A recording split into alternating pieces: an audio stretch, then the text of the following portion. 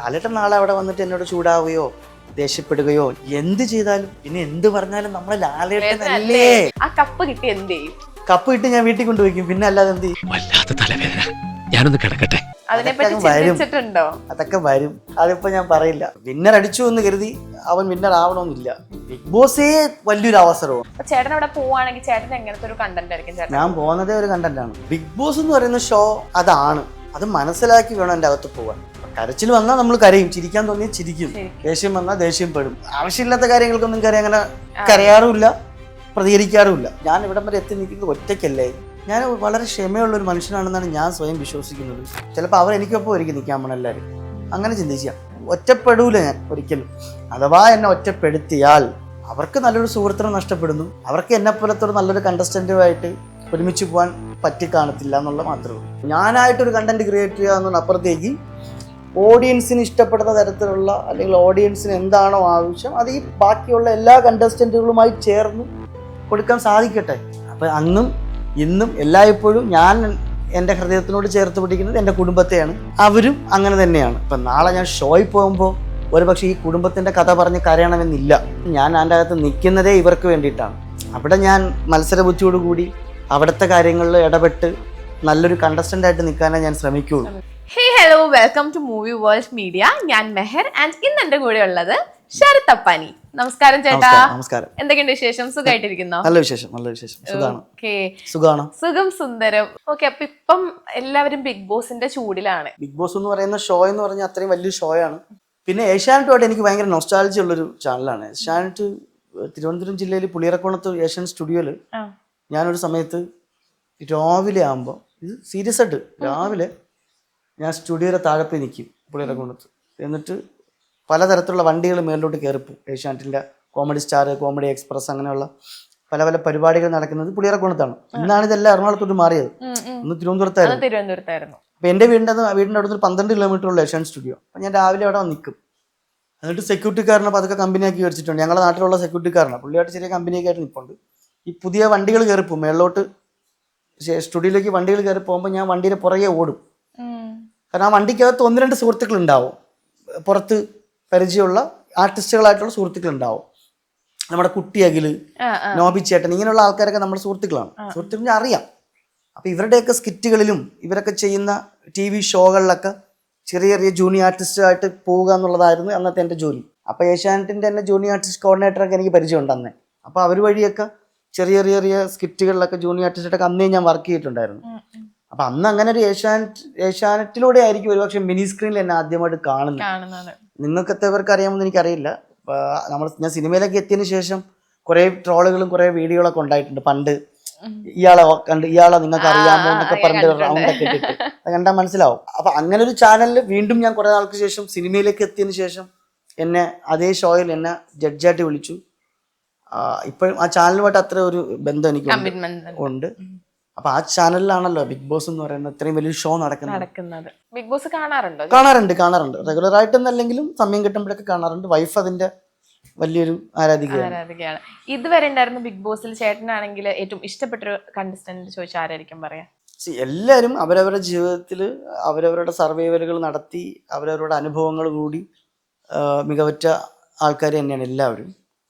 എടുത്തു പറയാനായിട്ടൊരു വ്യക്തി എന്ന നിലയ്ക്ക് എനിക്ക് അങ്ങനെ തോന്നിയിട്ടില്ല. എല്ലാവരും ബിഗ് ബോസ് എന്ന് പറഞ്ഞാൽ എന്താണ്, ഒരു കൂട്ടം ആൾക്കാരെ പല കുടുംബത്തിൽ നിന്ന് പല സിറ്റുവേഷനിൽ നിന്ന് വരുന്ന ഒരു കൂട്ടം ആൾക്കാരാണ്. അവരെല്ലാവരും അവിടെ വന്നിട്ട് അവരെ ഓരോ ഡേയ്സ് സർവൈവൽ ചെയ്യുകയാണ്. വെച്ച് നോക്കുമ്പോൾ ആരും മോശക്കാരല്ല. എല്ലാവരും അവരവരുടെ സ്പേസിൽ പെർഫെക്റ്റ് ആയിട്ട് നിൽക്കുന്ന ആൾക്കാർ തന്നെയാണ്. വിന്നർ അടിച്ചു എന്ന് കരുതി അവൻ വിന്നർ ആവണമെന്നില്ല. കപ്പെടുത്തു എന്ന് കരുതി വിന്നർ ആവണമെന്നില്ലല്ലോ. അതിലൊരു 5 ദിവസമെങ്കിൽ 5 ദിവസം, 10 ദിവസമെങ്കിൽ 10 ദിവസം. നമ്മൾ നിൽക്കുന്ന രീതി എങ്ങനെയാണ്, നമ്മൾ അവിടെ നിന്ന് ഇറങ്ങുമ്പോൾ നമുക്കൊരു സിഗ്നേച്ചർ ചെയ്യാൻ പറ്റുമെന്നുണ്ടോ ഇല്ലയോ എന്നുള്ളത് മാത്രം നോക്കിയാൽ മതി എന്നാണ് ഞാൻ വിശ്വസിക്കുന്നത്. എനിക്കറിയില്ല. ഓക്കെ, ഇപ്പം ഒരുപാട് ബിഗ് ബോസ് സീസൺസ് ഉണ്ടായിട്ടുണ്ടല്ലോ. അപ്പൊ ലൈക്ക് ഇയാളുടെ ഗെയിം കൊള്ളാം എന്നൊക്കെ നമ്മളിപ്പം ഒരുപാട് സ്ട്രാറ്റജീസ് ഒരുപാട് ആൾക്കാർ ഉപയോഗിക്കുന്നത് നമ്മൾ കണ്ടിട്ടുണ്ട്. ഇയാളുടെ ഈ ഒരു ഇത് കൊള്ളാലോ അങ്ങനെയെങ്കിലും തോന്നിയിട്ടുണ്ടാവൂലേ? വളരെ സ്ട്രോങ് ആയിട്ടൊക്കെ തോന്നിയിട്ടുള്ളത് അഖിൽ മാരാർ വളരെ സ്ട്രോങ് കണ്ടസ്റ്റന്റ് ആണ്. കാര്യം അദ്ദേഹത്തിന് ആ ഷോ എന്താണ് കുറിച്ച് വ്യക്തമായിട്ട് അറിയായിരുന്നു. സാബു ചേട്ടൻ, ഒരുപാട് പേര്, ഒരു പേരെടുത്ത് ഞാൻ പറയാനൊന്നുമില്ല. എല്ലാവരും എൻ്റെ അടുത്തറിയാവുന്ന ആൾക്കാരൊക്കെ തന്നെയാണ്. അതുകൊണ്ട് പേരെടുത്ത് എനിക്ക് പറയാൻ ചിലപ്പോൾ മറ്റുള്ളവർക്ക് അത് വിഷമായിട്ട് വരും. കാരണം അങ്ങനെ പറയണ്ട. എല്ലാവരും, ഞാൻ നേരത്തെ പറഞ്ഞത്, എല്ലാവരും നല്ലതുപോലെ തന്നെ ഗെയിമുകൾ കളിക്കുന്ന ആൾക്കാരാണ്. എല്ലാവരും ഗുഡാണ്. ആരെയും ഒരാളെയും നമുക്കങ്ങനെ താഴ്ത്തി കാണണ്ട. ഇപ്പൊ ചേട്ടൻ ബിഗ് ബോസിൽ പോവാണെങ്കിൽ ചേട്ടന്റെ ഒരു ഗെയിം എങ്ങനെയായിരിക്കും? ചേട്ടൻ എങ്ങനെയായിരിക്കും? പിടുത്തം ഇല്ല ശരിക്കും പറഞ്ഞ. ഞാനത് എങ്ങനെ എക്സ്പ്ലെയിൻ ചെയ്യുന്നത് എനിക്ക് അറിയില്ല. അതിനൊരു ഉത്തരം ഇല്ല. കാര്യം ഞാൻ അങ്ങനെ ഒരു പ്ലാൻഡ് അല്ല, ഒന്നിൻ്റെ കാര്യത്തിലും ഒരു പ്ലാൻഡ് അല്ല.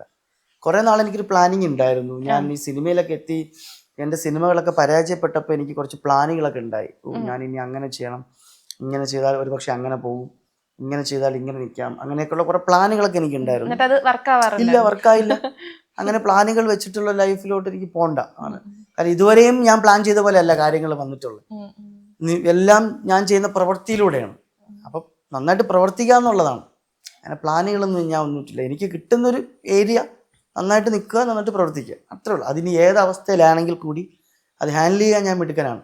സിനിമയിൽ കാണുന്ന അപ്പാൻ ചേട്ടൻ നമുക്ക് എല്ലാവർക്കും അറിയാം. ശരിക്കും ചേട്ടൻ ജീവിതത്തിൽ എങ്ങനെയാണ്? ശരിക്കും ഞാൻ ജീവിതത്തിൽ എങ്ങനെയാണെന്ന് ഞാൻ പറയുന്നതിനെക്കാട്ടി നല്ലത് എനിക്ക് എൻ്റെ ചുറ്റുമുള്ള ആൾക്കാരുടെ അടുത്ത് ചോദിച്ച് മനസ്സിലാക്കുന്നതായിരിക്കും. എന്നാലും അവരൊക്കെ എന്താ പറയാറ്? ഒരു സാധുവാണെന്നാണോ, അതേ ഒരു ദേഷ്യക്കാരനാണെന്നാണോ, എങ്ങനെ പറയാറ് പൊതുവെ? ദേഷ്യക്കാരനാണെന്ന് ആരെയും പറയാറില്ല. ഞാൻ എൻ്റെ ജീവിതത്തിൽ ഞാൻ എല്ലാം ഒരു അനുഭവിക്കുന്ന അടുത്ത മനുഷ്യനാണ്. ഞാൻ ഭയങ്കരമായിട്ട് ക്ഷമയുള്ള ഒരാൾ തന്നെയാണ്. അല്ലെങ്കിൽ ഞാൻ ഇങ്ങനെ എത്തില്ല, ഇവിടം വരെയും പോലും ഞാൻ എത്തില്ല. കാര്യം എൻ്റെ എന്താ പറയണ്ട, അത്ര സുഖകരമായിട്ടുള്ള ജീവിതം ആയിരുന്നില്ല ശരിക്കും പറഞ്ഞാൽ. ഇപ്പം നമ്മളിപ്പം സിനിമയിലൊക്കെ എത്തി 8 കൊല്ലമൊക്കെ ആയെന്ന് പറഞ്ഞാൽ പോലും അത്ര അങ്ങനെ വലിയ ഒരു സാധാരണ ചെറുപ്പക്കാരൻ്റെ ഇപ്പോഴത്തെ ഒരു ചെറുപ്പക്കാരുടെ ജീവിതത്തിലുണ്ടാകുന്ന സുഖകരമായ ജീവിതമൊന്നും ആയിരുന്നില്ല. വളരെ കഷ്ടപ്പാടും ദുരിതമൊക്കെ അനുഭവിച്ച് വന്നൊരു വ്യക്തി എന്ന നിലയ്ക്ക്, അല്ലെങ്കിൽ കുടുംബത്തിന് വേണ്ടി കിടന്ന് നെട്ടോട്ട് ഓടുന്നൊരു ചെറുപ്പക്കാരനാണ് ഞാൻ. ഇപ്പോഴും എൻ്റെ കുടുംബം നന്നായിട്ട് കൊണ്ടുപോവുക, എൻ്റെ ഫാമിലി എല്ലാവരും സേഫായിട്ട് നോക്കുക, ജീവിതം നല്ല രീതിക്ക് മെച്ചപ്പെടുത്തി നോക്കുക. കാര്യം എനിക്ക് എൻ്റെ പുറകിൽ എന്നെ സപ്പോർട്ട് ചെയ്യാനോ എന്നെ സഹായിക്കാനോ ആരുമില്ല. ഒരാവശ്യം വന്നു കഴിഞ്ഞാലും എനിക്കൊരു കുറച്ച് തന്നിട്ട് സഹായിക്കാനോ അങ്ങനെയൊന്നും ആരും ഞാൻ വളരെ സത്യസന്ധമായിട്ട് പറയുകയാണ്. വേറെ അങ്ങനെ ആരും എൻ്റെ ജീവിതത്തിലില്ല. കാരണം ഇവർക്കെല്ലാവർക്കും ഞാനേ ഉള്ളൂ. മനസ്സിലായി. എൻ്റെ അച്ഛനാണെങ്കിലും എൻ്റെ അമ്മയ്ക്കാണെങ്കിലും എൻ്റെ പെങ്ങൾക്കാണെങ്കിലും എൻ്റെ ഭാര്യയ്ക്കാണെങ്കിലും എല്ലാവർക്കും ഞാനേ ഉള്ളൂ. അപ്പം അങ്ങനെ നിന്ന് നോക്കുമ്പം നിങ്ങൾക്ക് ചിലപ്പോൾ അന്വേഷിച്ചാൽ ഞാൻ ഭയങ്കര ക്ഷമയുള്ളൊരു മനുഷ്യനാണ്. എനിക്ക് ഒരുപാട് തരം സ്ഥലത്ത് നിന്ന് ഈ സിനിമയിൽ വരുന്നതിന് മുമ്പും സിനിമയ്ക്ക് ശേഷമൊക്കെ ഒരുപാട് സ്ഥലങ്ങളിലൊക്കെ നമുക്ക് തലകുനിച്ച് നിൽക്കേണ്ടിയൊക്കെ വന്നിട്ടുണ്ട്. പക്ഷെ ഞാൻ അവിടെയൊന്നും തോറ്റു കൊടുക്കാതെ പിടിച്ചു നിൽക്കുന്നത് എനിക്ക് വേണ്ടിയിട്ടാണ്. എനിക്കിവിടെ നിന്നേ പറ്റും. ഞാൻ നിൽക്കുന്ന മേഖലയിൽ ഞാൻ എനിക്ക് നല്ല രീതിക്ക് നിന്നേ പറ്റും. അപ്പോൾ അതുകൊണ്ട് ഞാൻ വളരെ ക്ഷമയുള്ളൊരു മനുഷ്യനാണെന്നാണ് ഞാൻ സ്വയം വിശ്വസിക്കുന്നത്. ഒരുപാട് അനുഭവങ്ങളൊന്നും ഇല്ലെങ്കിലും, എൻ്റെ ഈ പ്രായത്തിൽ ഒരുപാട് അനുഭവങ്ങൾ ഇല്ലെങ്കിലും എനിക്ക് എൻ്റെ ജീവിതത്തിലുള്ള ഞാൻ അനുഭവിച്ച എൻ്റെ അനുഭവങ്ങളെല്ലാം ഇപ്പോഴും ഭയങ്കര വലിയതാണ്. വളരെ വലിയ അനുഭവങ്ങളാണ് എനിക്ക് ഉണ്ടായിട്ടുള്ളത്. അപ്പം ആ അനുഭവത്തിൽ നിന്ന് എനിക്ക് വേണമെങ്കിൽ പറയാം ഞാനൊരു കുഴപ്പക്കാരനാണെന്ന് ഇത്ര സമയം സംസാരിച്ചിട്ട് തോന്നുന്നുണ്ടോ? ഇല്ല. സിനിമയിലെ കഥാപാത്രങ്ങൾ ഒരു പക്ഷേ നെഗറ്റീവ് ഷെയ്ഡുള്ള കഥാപാത്രങ്ങളായിരിക്കും, അത് എൻ്റെ ജോലിയുടെ ഭാഗമാണ്. പക്ഷെ ഒരു വ്യക്തി എന്ന നിലയ്ക്ക് ഞാൻ അങ്ങനെയല്ല. എല്ലാം അനുഭവിച്ച് നമുക്കെല്ലാം മനസ്സിലാക്കി എല്ലാം തിരിച്ചറിവോടുകൂടി ജീവിക്കുന്നൊരു വ്യക്തിയാണ്. എനിക്ക് നല്ല വ്യക്തമായ ബോധ്യമുണ്ട്, തിരിച്ചറിവെന്നൊരു സാധനം ഉണ്ട്. നമ്മൾ സിനിമയിൽ വന്ന സമയത്ത് എനിക്ക് ഒത്തിരി സിനിമകൾ ഉണ്ടായിരുന്നു ഒരു സമയത്ത്. പിന്നെ ആ സിനിമയുടെ എണ്ണം കുറഞ്ഞു. അതെന്തുകൊണ്ടായിരിക്കും എപ്പോഴെങ്കിലും ചിന്തിച്ചിട്ടുണ്ടോ? ആരുടെയും ഒരു നിർബന്ധം കൊണ്ടോ അല്ലെങ്കിൽ ആരുടെയൊക്കെ ഇഷ്ടം കൊണ്ടോ ആരുടെയൊക്കെ താല്പര്യം കൊണ്ടൊന്നും അല്ലാതെ, അത് നമ്മുടെ മാത്രമുള്ള ഒരു എന്തെങ്കിലുമൊക്കെ പ്രശ്നങ്ങളൊക്കെ മിസ്റ്റേക്കുകൾ കൊണ്ടായിരിക്കും എന്ന് വിശ്വസിക്കുന്നു. ഞാൻ എൻ്റെ അഭിനയത്തിൻ്റെ കാര്യത്തിലാണെങ്കിലോ, പിന്നെ 2 കൊല്ലം കോവിഡ് കൊണ്ടുപോയി, നമ്മുടെ അവസരങ്ങൾ അതിലൂടെ കുറേ നഷ്ടപ്പെട്ടു. പിന്നെ എൻ്റെ ഏറ്റവും വലിയ ഒരു ഭാഗ്യം എന്ന് പറയുന്നത് എല്ലാ വർഷവും എൻ്റെ സിനിമ തിയേറ്ററിലുണ്ട്.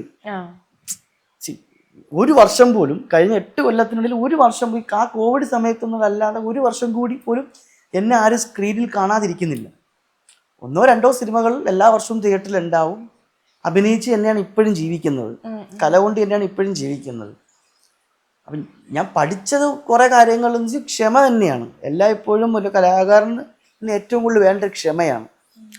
അവനെ തേടി വരുമ്പോൾ അത് വലിയ അവനെന്താണോ തേടിയ അവസരം എപ്പോഴാണോ വരുന്നതെന്ന് പറയാൻ പറ്റില്ല. പിന്നെ ആരെയും കുറച്ച് കാണരുത്.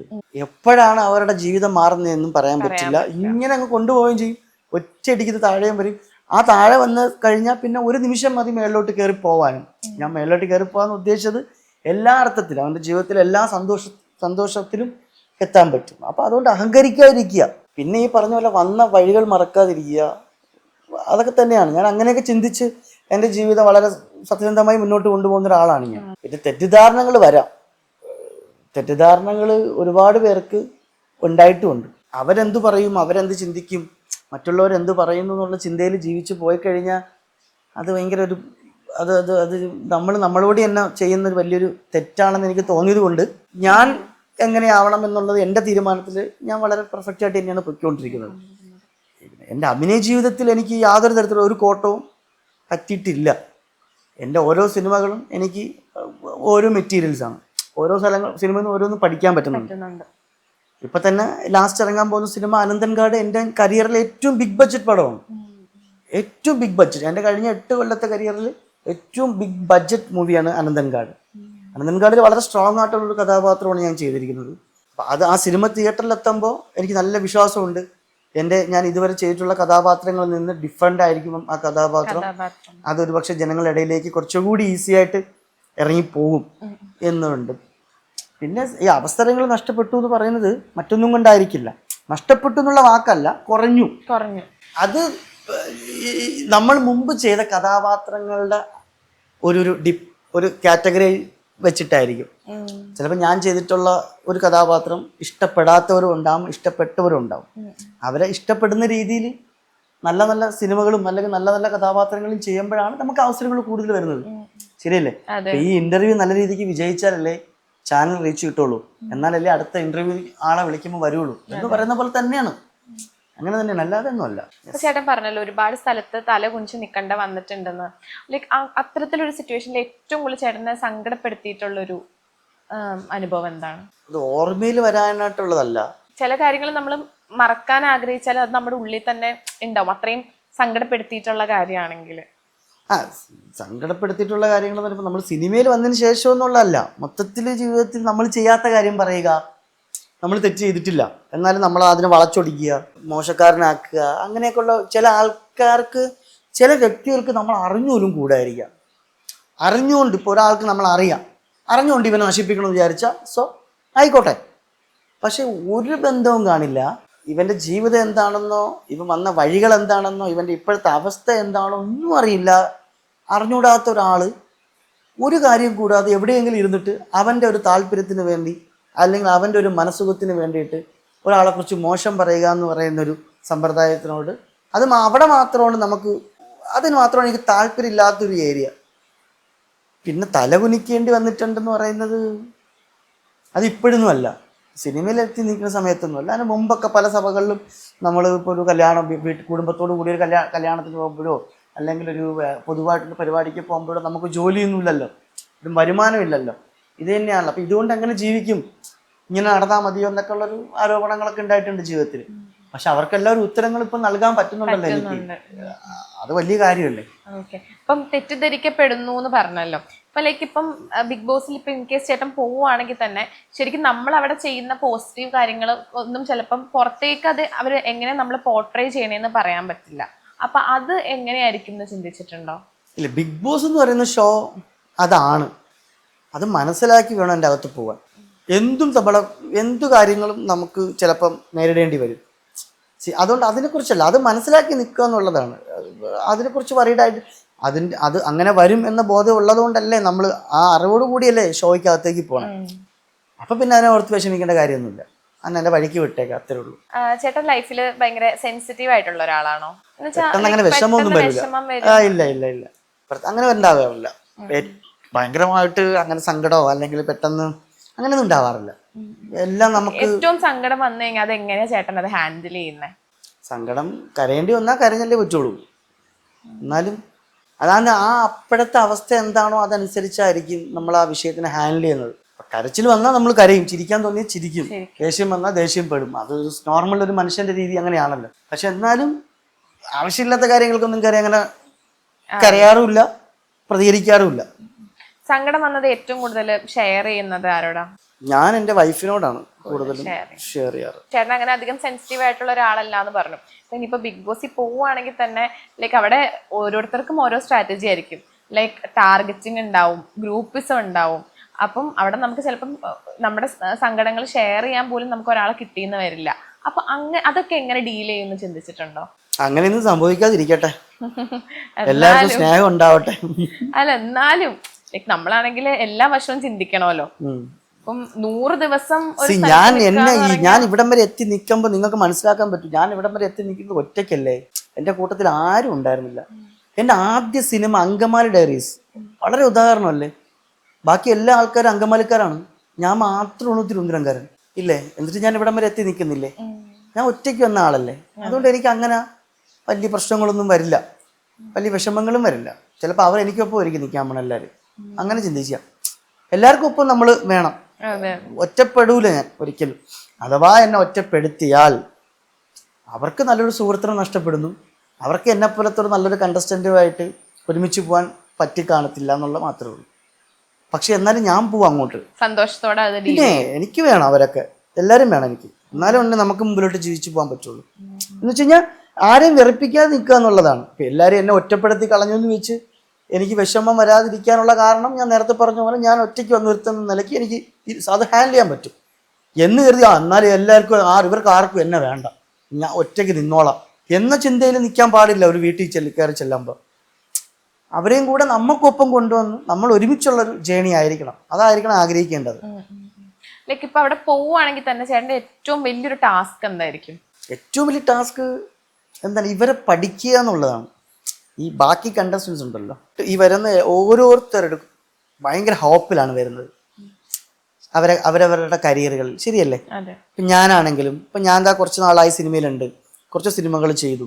ഇനിയും എനിക്ക് ഒരുപാട് ഉയർച്ചകളിലേക്ക് എനിക്ക് പോകണം, ഒരുപാട് നേട്ടങ്ങൾ എനിക്ക് നേടണം, ഒരുപാട് കാര്യങ്ങൾ എനിക്ക് ഇനിയും ചെയ്യാൻ ഒത്തിരി ഉണ്ട്. അതാണ് എൻ്റെ ഒരു മനസ്സിൽ. എൻ്റെ മക്കൾ, എൻ്റെ വൈഫിനെ എൻ്റെ കുടുംബം എനിക്ക് പച്ച പിടിപ്പിക്കണം, എൻ്റെ കുടുംബത്തിന് ഒരു മാന്യമായൊരു അടിത്തറ ഉണ്ടാക്കണം. അപ്പോൾ അതുകൊണ്ട് ഞാൻ എൻ്റെ ഒരു ഹോപ്പ് വെച്ച് പോവും. എല്ലാവരും അവരെല്ലാവരും അവരവരുടേതായ ഹോപ്പുകളും കൊണ്ടാണ് വരുന്നത്. അപ്പം ഇവരെല്ലാവരെയും നമ്മൾ പഠിക്കുക എന്നുള്ളതാണ്. ഇവരുടെ ഇമോഷൻസ് എന്താണ്, ഇവരുടെ അനുഭവങ്ങൾ എന്താണ്, അല്ലെങ്കിൽ ഇവരെങ്ങനെയാണെന്നുള്ളത് ഒരു പഠനം നടത്തുക, പഠിക്കുക എന്നുള്ളതാണ് മെയിനായിട്ടുള്ള കാര്യം. അത് വലിയ ടാസ്ക് തന്നെയാണ്. ഒരിക്കലും ഒരു ഓപ്പോസിറ്റ് ഇരിക്കുന്ന ഒരാളെക്കുറിച്ച് ഇത്ര സമയം നമ്മൾ തമ്മിൽ അങ്ങോട്ടും ഇങ്ങോട്ടും സംസാരത്തിൽ നിന്ന് എന്നെ മനസ്സിലാക്കണമെന്നില്ല, ഞാൻ എന്താണെന്ന് മനസ്സിലാക്കണമെന്നില്ല. അപ്പം കുറച്ച് ഡീപ്പായിട്ട് അവരുടെ ഇടയിലേക്ക് ഇറങ്ങിച്ചെന്ന് അവരെ മനസ്സിലാക്കണം, ഒന്നാമത്തെ കാര്യം. രണ്ടാമത്തെ കാര്യം, ഇത്രയും വലിയൊരു ഷോയാണ്, ഇത്രയും ലോകം മുഴുവൻ മലയാളികൾ കാണുന്നൊരു വലിയൊരു ഷോയാണ്. ആ ഷോ എന്താണെന്ന് എൻ്റെ അകത്ത് ചെല്ലുമ്പം അറിഞ്ഞിരിക്കണം. ആ ഷോയ്ക്കകത്തുള്ള റൂൾസ് ആൻഡ് റെഗുലേഷൻസ്, ആ ഷോയുടെ സ്വഭാവ രീതി, ആ ഷോയുടെ ഒരു സ്റ്റൈൽ, അതൊക്കെ ഒന്ന് അറിഞ്ഞിരിക്കുക. അതൊക്കെ ആയിരിക്കും ഏറ്റവും വലിയ ടാസ്കുകൾ. ഓരോ ദിവസവും അതൊക്കെ സ്മൂത്തായിട്ട് പോകും. ഇവരെല്ലാവരെയും വ്യക്തമായിട്ട് പഠിച്ചാൽ തന്നെ നമുക്ക് വളരെ ഈസി ആയിട്ട് എല്ലാവരുമായിട്ട് നമുക്ക് പോകാൻ പറ്റും എന്നുള്ളതാണ് എൻ്റെ വിശ്വാസം. സിനിമയിൽ നിന്ന് അങ്ങനെ അധികം ആരും ബിഗ് ബോസിലേക്ക് നമ്മൾ കാണുന്നില്ല. ഓക്കെ, അപ്പം എല്ലാവരും ചിന്തിക്കുന്നുണ്ടാവും, പിന്നെ ഇപ്പൊ ചേട്ടൻ പോകുന്നുണ്ടെങ്കിൽ തന്നെ ബിഗ് ബോസിലേക്ക് ചേട്ടൻ പോകുന്നതിന്റെ ആവശ്യകത എന്താണെന്ന് ചിന്തിക്കുന്നുണ്ടാവും. ആവശ്യകത എന്ന് പറയുന്നത്, എനിക്ക് ഈ ഷോ വളരെ ഇഷ്ടമുള്ളൊരു ഷോയാണ്. രണ്ട്, ഇപ്പം ജനങ്ങൾക്കിടയിലേക്ക് വളരെ ഈസി ആയിട്ട് അവർക്ക് ഇഷ്ടപ്പെടുന്ന ഒരാളായിട്ട് മാറാൻ പറ്റിയേക്കാം ചിലപ്പോൾ. അതാണല്ലോ നമ്മൾ സിനിമയിൽ നിന്നും ആഗ്രഹിക്കുന്നത്. ഒരു പക്ഷെ അത് തന്നെയായിരിക്കും. എന്നെ അറിയാത്ത ഒത്തിരി പേരുണ്ട് ഇപ്പോഴും, എൻ്റെ സിനിമകൾ കാണാത്ത ഒത്തിരി ആൾക്കാരുണ്ട്. പക്ഷെ അവരിലേക്കൊക്കെ എനിക്ക് അവരുടെ ഇടയിലുള്ള ഒരാളായിട്ട് എനിക്ക് ഇറങ്ങി ചെല്ലാൻ പറ്റും. കാരണം ബിഗ് ബോസ് എന്ന് പറയുമ്പോൾ ഒരുപാട് കുടുംബ പ്രേക്ഷകർ, അമ്മമാരും ചേച്ചിമാരും അമ്മൂമ്മമാർക്കൊക്കെ ഒരു പക്ഷെ എന്നെ ഇഷ്ടപ്പെടും, എനിക്ക് ഉറപ്പുണ്ട്, ഇഷ്ടപ്പെടും എന്നെ. അപ്പോൾ ആ ഇഷ്ടം പിടിച്ചു പറ്റാൻ പറ്റും എനിക്ക്. ആ ഇഷ്ടം പിടിച്ചു പറ്റുകയും ആ ഇഷ്ടം പുറത്തിറങ്ങുമ്പോൾ എൻ്റെ സിനിമകളിലേക്ക് എനിക്ക് എത്തിക്കാൻ പറ്റും. നാളെ എൻ്റെ ഒരു സിനിമ ഇറങ്ങുമ്പോൾ എൻ്റെ അഭിനയം കാണാനായിട്ട് അല്ലെങ്കിൽ സിനിമ കാണാനായിട്ട് ഇവരെല്ലാവരെയും എനിക്ക് ചിലപ്പോൾ ഒരു പക്ഷേ എന്നോടുള്ള ഇഷ്ടം കൊണ്ട് തിയേറ്ററിലേക്ക് വന്നു കഴിഞ്ഞാൽ അത് വലിയൊരു പോസിറ്റീവ് അല്ലേ. എൻ്റെ സിനിമ വിജയിക്കാനും അല്ലെങ്കിൽ ഞാനെന്ന കലാകാരൻ വളരാനും അത് വലിയൊരു ഭാഗമായേക്കാം. അതൊക്കെ കൊണ്ട് തന്നെയായിരിക്കും, അതൊക്കെ കൊണ്ട് തന്നെയാണ്. പിന്നെ അഭിപ്രായങ്ങൾ പറയാം, ഒരു ചട്ടക്കൂട്ടിൽ നിന്നുകൊണ്ട് നിലപാടുകൾ വ്യക്തമാക്കാം. നമുക്ക് നമ്മളെ നിലപാടുകൾ വളരെ ക്ലീനായിട്ട് പറയാം. പിന്നെ ഇതൊരു എക്സ്പീരിയൻസ്ഡ് അല്ലേ, ഇതൊരു ഞാൻ പറഞ്ഞില്ലേ നമ്മളൊരു തിയേറ്റർ വർക്ക്ഷോപ്പിന് പോകുന്ന പോലെ തന്നെ ആയിരിക്കാം. വളരെ എക്സ്പീരിയൻസ്ഡ് ആയിട്ടുള്ള ഒരു പ്രോസസ്സിങ് അല്ലേ. പരിചയമില്ലാത്ത കുറച്ച് ആൾക്കാർ അവരുമായിട്ടൊരു 100 ദിവസം ചിലവഴിക്കുന്നു. അവിടെ വഴക്കുകൾ ഉണ്ടാവാം, ഇണക്കങ്ങൾ ഉണ്ടാവാം, പിണക്കങ്ങൾ ഉണ്ടാവാം, നല്ല ബോണ്ടിങ് ആയിട്ടുള്ള സുഹൃത്ത് ബന്ധങ്ങൾ ഉണ്ടാവാം. ഭയങ്കര ശത്രുക്കളായാൽ പോലും, ഭയങ്കരമായിട്ട് നമുക്ക് ഇഷ്ടപ്പെടാത്ത ആൾക്കാർ ആയാൽ പോലും പിന്നീട് അതൊരു സ്നേഹമായിട്ട് മാറിയേക്കാം. വളരെ നല്ലൊരു എക്സ്പീരിയൻസ് ആയിരുന്നു. ഒരുപാട് പേർക്കൊന്നും കിട്ടാത്തൊരു ഭാഗ്യമായിരിക്കാം ചിലപ്പോൾ അത്. 100 ദിവസം മൊബൈൽ ഒന്നും ഇല്ലാതൊരു സ്പേസ്. സോ അത് ഒരു എക്സ്പീരിയൻസ് വളരെ ഗംഭീര എക്സ്പീരിയൻസ് ആയിരിക്കും. ഭയങ്കര വലിയ എക്സ്പീരിയൻസ് തന്നെ ആയിരിക്കും. അത് സന്തോഷത്തോടു കൂടി ചെയ്യാൻ എനിക്ക് പോയി കഴിഞ്ഞാൽ എനിക്ക് അവിടെ സന്തോഷത്തോടു കൂടി ചെയ്യാൻ പറ്റുമെന്ന് ഞാൻ വിശ്വസിക്കുന്നു. അത് അങ്ങനെ സംഭവിക്കട്ടെ. ഒരുപാട് പേര് പറഞ്ഞു കേട്ടിട്ടുണ്ട് ബിഗ് ബോസിൽ പോയി കഴിഞ്ഞാൽ സിനിമയിലേക്കുള്ള അവസരങ്ങൾ കുറയും എന്നുള്ളത്. എന്ന് വെച്ചാൽ ലൈക്ക് നമ്മുടെ ഫേസ് ഓവർ എക്സ്പോസ് ആവുന്നതുകൊണ്ടാണോ അറിയില്ല. കുറെ മുന്നേ പോയിട്ടുള്ള ഒരുപാട് ആർട്ടിസ്റ്റുകൾ പറഞ്ഞിട്ടുണ്ട് ബിഗ് ബോസിൽ നിന്ന് ഇറങ്ങുമ്പോൾ അവർക്ക് മുന്നേ ഉണ്ടായിരുന്ന ഓപ്പർച്യൂണിറ്റീസ് കുറയുന്നുണ്ടെന്ന്. അപ്പോൾ അതിൽ ചേട്ടൻ വിശ്വസിക്കുന്നുണ്ടോ? കൂടെ ഉള്ളൂ. അയ്യോ, അങ്ങനെ ഒരിക്കലും ഞാൻ വിശ്വസിക്കില്ല. സിനിമയിൽ ഇപ്പൊ ബിഗ് ബോസിനകത്ത് തന്നെ പെർഫോമൻസിന്റെ ഏരിയകളുണ്ട്. ഡാൻസർ ആണെങ്കിൽ ഡാൻസ് അവർക്ക് പ്രൂവ് ചെയ്യാനുള്ള ഏരിയകളുണ്ട്. പാട്ടാണെങ്കിൽ പാട്ട് പാടി പ്രൂവ് ചെയ്യാനുള്ള ഏരിയകളുണ്ട്. അഭിനയമാണെങ്കിൽ നിങ്ങൾ ഇത്ര നാളും എൻ്റെ മെയിൻ കഥാപാത്രങ്ങളിൽ നിന്ന് ഡിഫറെൻ്റ് ആയിട്ട് എനിക്ക് അവിടെ എന്തെങ്കിലുമൊക്കെ ചെയ്യാൻ പറ്റും. ചിലപ്പോൾ ഞാൻ പല ഇന്റർവ്യൂലും പറഞ്ഞു എനിക്ക് കോമഡി ചെയ്യാൻ ഭയങ്കര ഇഷ്ടമെന്ന് പറഞ്ഞിട്ടുണ്ട്. എനിക്ക് ചിലപ്പോൾ അവിടെ ഒരു കോമഡി ക്യാരക്ടറാണ് കിട്ടുകയാണെങ്കിൽ എനിക്ക് അവിടെ നന്നായിട്ട് കോമഡി ഹാൻഡിൽ ചെയ്യാൻ സിനിമയിൽ കോമഡി ക്യാരക്ടർ ചെയ്യാൻ എനിക്ക് ഭയങ്കര ഇഷ്ടമാണ്. അവസരം കിട്ടിയിട്ടില്ല തോന്നുന്നുണ്ടല്ലേ? അപ്പൊ എനിക്ക് അതൊക്കെ ഹാൻഡിൽ ചെയ്യാൻ പറ്റും. അങ്ങനെയൊന്നുമില്ല. ബിഗ് ബോസേ വലിയൊരു അവസരമാണ്.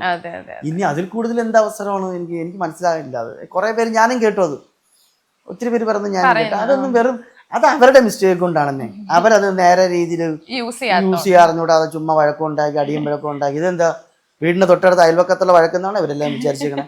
അതിര് തർക്കത്തിന് പോയതാണോ ഇവര്? അല്ലല്ല. അവരെ വിളിക്കുന്ന എന്തിനാ? അവരുടെ ടാലന്റ്, അവരുടെ സംസാരം, അവരിൽ നിന്ന് പുറത്ത് എന്തുകൊണ്ടു അവരുടെ ലൈഫ് നന്നാക്കാനായിട്ടല്ലേ ഇത്രയും ഷോയിലേക്ക് വിളിക്കണേ. ഒരു ദിവസം കൊണ്ട് ഇത്രയും ജനങ്ങളുടെ ഇടയിലേക്ക് അവരൊരു സെലിബ്രിറ്റി ആയിട്ട് പുറത്തിറങ്ങുകയല്ലേ. അപ്പൊ അത് യൂസ് ചെയ്യേണ്ട കഴിവ് അവർക്കുള്ളതാണ്. അല്ലാതെ അതിൽ നിന്ന് ഇറങ്ങിയിട്ട് സിനിമയില്ല ഞങ്ങളെ ആരും വിളിക്കുന്നില്ല എന്ന് പറഞ്ഞാൽ അത് അവരെ മിസ്റ്റേക്കാണ്.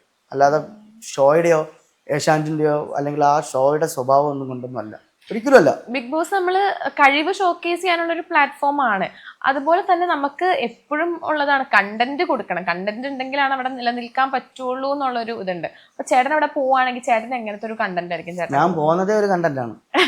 ഞാൻ പറഞ്ഞ് വേറെ എന്ത് കണ്ടന്റ് ആകണ്ട. അല്ല, എന്നാലും നമ്മള് ഒരാഴ്ച ഒരു കണ്ടന്റ് കൊടുത്താലല്ലേ അവിടെ നിലനിൽക്കാൻ പറ്റുള്ളൂ. അതിനെപ്പറ്റി ചിന്തിച്ചിട്ടുണ്ടോ? അതൊക്കെ വരും. എന്നാലും നോക്കിയിരുന്നു. എന്നാലും അതിപ്പോ ഞാൻ പറയില്ല. എന്താണെങ്കിലും ഞാൻ പോവുകയാണെങ്കിൽ നമുക്ക് വളരെ സന്തോഷമായിട്ട്, ഞാൻ നേരത്തെ പറഞ്ഞില്ലേ ഓഡിയൻസിന് എന്തൊക്കെ ആഗ്രഹിക്കുന്നുണ്ടോ അതൊക്കെ ഞങ്ങൾക്ക് എല്ലാവർക്കും കൊടുക്കാൻ സാധിക്കണം. എനിക്ക് മാത്രമല്ല, ഞാനായിട്ടൊരു കണ്ടന്റ് ക്രിയേറ്റ് ചെയ്യുക എന്നുള്ള അപ്പുറത്തേക്ക് ഓഡിയൻസിന് ഇഷ്ടപ്പെടുന്ന തരത്തിലുള്ള അല്ലെങ്കിൽ ഓഡിയൻസിന് എന്താണോ ആവശ്യം അത് ഈ ബാക്കിയുള്ള എല്ലാ കണ്ടസ്റ്റന്റുകളുമായി ചേർന്ന് കൊടുക്കാൻ സാധിക്കട്ടെ.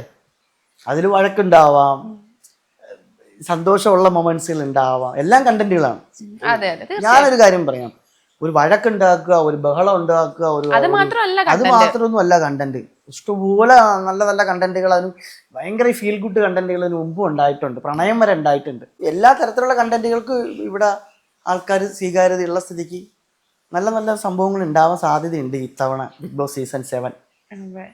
ചേട്ടൻ ബിഗ് ബോസിൽ പോവാണെങ്കിൽ ഏറ്റവും മിസ് ചെയ്യണ ആരായിരിക്കും? ഞാൻ ഉറപ്പായിട്ടും എൻ്റെ വൈഫിനെ, എൻ്റെ മക്കളെയും, പിന്നെ എൻ്റെ ലൊക്കേഷൻ, സിനിമ പരിപാടി അതൊക്കെ എനിക്ക് മിസ് ചെയ്യും, ഉറപ്പായിട്ട് മിസ് ചെയ്യും. രേഷ്മേനെ ഉറപ്പായിട്ട് മിസ് ചെയ്യും. ഫാമിലി ആയിട്ട് ഭയങ്കര അറ്റാച്ച്ഡ് ആണ് തോന്നുന്നു. രേഷ്മയും പിള്ളേരെ ഉറപ്പായിട്ട് മിസ് ചെയ്യും. കാര്യം എനിക്ക് അവൾ എൻ്റെ കൂടെ ഒരു ഏകദേശം ഒരു 10 വർഷമായിട്ട് എൻ്റെ കൂടെ ഉണ്ട്. അപ്പൊ അവൾ എൻ്റെ രേഷ്മ ഞാൻ നാടകം പഠിക്കുന്ന സമയം തൊട്ടേ പ്രണയിച്ച കല്യാണം കഴിച്ച ആളെന്ന നിലയ്ക്ക് ഒന്നിനോട് ഒരു വാശിയോ അല്ലെങ്കിൽ എന്നത് വേണമെന്നൊന്നും ഒരു ഒരു ഒരു തരത്തിലുള്ള എന്നെ ഒന്നും ഒരു കാര്യത്തിൽ എന്നെ ബുദ്ധിമുട്ടിപ്പിച്ചിട്ടില്ല. ഞാൻ അങ്ങോട്ടേ ഉള്ളൂ. ഞാൻ കാരണം അവൾക്ക് ഒരുപാട് വിഷമങ്ങൾ ഉണ്ടായിട്ടുണ്ടല്ലാതെ അവള് കാരണം എനിക്കൊരു വിഷമം ഇതുവരെ ഉണ്ടായിട്ടില്ല. എനിക്ക് രേഷ്മേനെ എനിക്ക് ഏറ്റവും കൂടുതൽ മിസ് ചെയ്യുന്നത്. കാര്യം ഞാൻ ഷൂട്ടിനൊക്കെ പോകുമ്പോഴേ ഒരു പരാതി പറയും, ഞാൻ വിളിക്കാറില്ല. അപ്പൊ നിങ്ങൾ ഷൂട്ടിന് പോയി കഴിഞ്ഞാൽ പിന്നെ നിങ്ങൾ അവിടുത്തെ ആളാണ്, നിങ്ങൾക്ക് എന്നെ വേണ്ട എന്നൊക്കെ പറയാറുണ്ട്.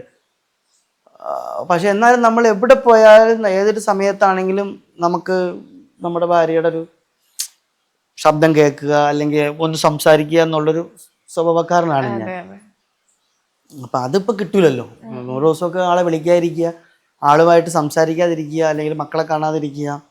ഒന്നാമത് വൈഫ്, മൂന്നാമത് പ്രഗ്നൻ്റ് ആണ്. പ്രഗ്നന്റ് ആണ്. അപ്പം ആ വിഷമങ്ങൾ ഉണ്ടാവാം. പക്ഷേ എന്നെ ഏറ്റവും കൂടുതൽ ബിഗ് ബോസിൽ പോകാൻ കിട്ടുകയാണെങ്കിൽ എന്നെ പോകാൻ സപ്പോർട്ട് ചെയ്യുന്നതും എന്നെ ഏറ്റവും കൂടുതൽ ഹെൽപ്പ് ചെയ്യുന്ന എല്ലാം രേഷ്മയാണ്. അപ്പം എനിക്ക് എല്ലായ്പ്പോഴും എൻ്റെ സിനിമകളൊക്കെ വിജയിക്കുമ്പോഴും അതല്ലെങ്കിൽ അതിനൊരു പരാജയം സംഭവിക്കുമ്പോഴൊക്കെ ഞാൻ ഒറ്റയ്ക്ക് വന്നിരുന്നിട്ട് അവളോട് വിഷമങ്ങൾ പറയാറുണ്ട്.